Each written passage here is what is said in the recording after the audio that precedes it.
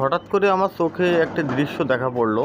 সেটা হচ্ছে এই যে দেখেন, একটা লোক প্রায় 1 মণ বা 30 কেজি এরকম বোঝা নিয়ে লোকটা ঘুরে বেড়াচ্ছে। তো এই লোকটার ব্যাপারে আমি আপনাদেরকে কিছু বলার আগে আপনাদের মতামত চাইবো, এই লোকটা আসলে উদ্দেশ্য কী। তো আপনার ভিডিওটি দেখতে থাকুন। আমি লোকটার কাছে গিয়ে দেখি, আমি দোকান থেকে 2টা কলা এবং পাউরুটি নিয়ে এই লোকটাকে দিচ্ছি। দেওয়ার পরে দেখেন এর ফলাফল কী। এর এই কলা পাউরুটি দিতে গিয়ে দেখেন কি হলো, এর আচরণ ব্যবহার এটা একেবারেই পুরো ডাকাতের মতো। ডাকাত যেভাবে মানুষের সাথে ব্যবহার করে ঠিক এরকম ব্যবহার আচার। তো আপনারা ভিডিওটি দেখেন তাহলে বুঝতে পারবেন এর আচরণটা আসলে কেমন।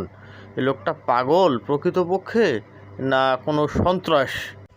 আমি এনাকে কলা পাউরুটি দেওয়ার পরে উনি আমার কাছে 20 টাকা দাবি করে। আমি বলছি দিচ্ছি। তারপরে দেখেন আসলে গায়ের মধ্যে না দিলে ভালো হয় না। দিদি 20 টাকা দিদি 20 টাকা।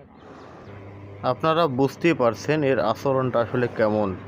একেবারেই ডাকাত যেরকম আচরণ করে ঠিক এরকমই এর আচরণটা। তো আমি অবশ্যই প্রশাসনকে দৃষ্টি আকর্ষণ করব, ইনি আসলে কে বা কোথা থেকে এসেছে বা কোথায় বাড়ি, এই বিষয়টা ডিটেলস নিয়ে তারপরে এনার ব্যাপারে একটা পদক্ষেপ নেওয়া দরকার বলে আমি মনে করি, যেহেতু এর আচরণ একেবারেই অস্বাভাবিক আমার কাছে মনে হচ্ছে। তো বিষয়টা আপনারা অবশ্যই কমেন্টের মাধ্যমে জানাবেন আপনাদের কাছে কি মনে হচ্ছে, সেটা আমি জানি না।